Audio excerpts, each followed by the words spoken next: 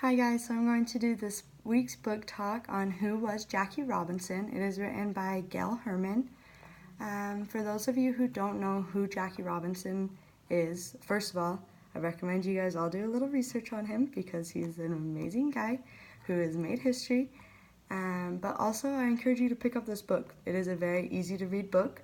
Very simple, but it tells his full story in complete detail with pictures to go along with it, which will kind of help you understand it. And it's not just like a normal biography you would read. It puts a little story, there's a little storyline behind it, which makes it super interesting for the children to read and a little more exciting for them to read than just to read his lifeline, just written word for word kind of thing. So Jackie Robinson is the first black male to join the MLB, which is the Major League Baseball. He joined the Brooklyn Dodgers in 1947. So he was an African American man who had dreams of playing sports. He played basketball and football and baseball, and he was dedicated to those sports. But because of his race, he was not given the opportunity to go out and excel in those sports simply because of his color.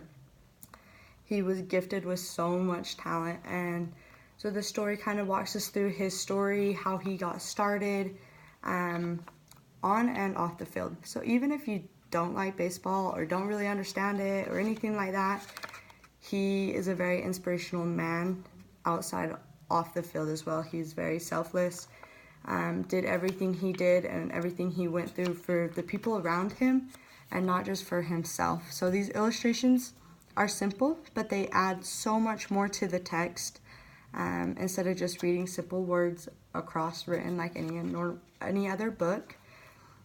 Jackie Robinson was placed in the Hall of Fame in 2008. That adds it in here in the book. In the book, they also add the timeline of Jackie Robinson's life. So there is a story to go along with the book, but in the end they add this timeline, which gives us a better idea of everything that was happening and what time exactly it was happening, and kind of a review of everything that went over the book.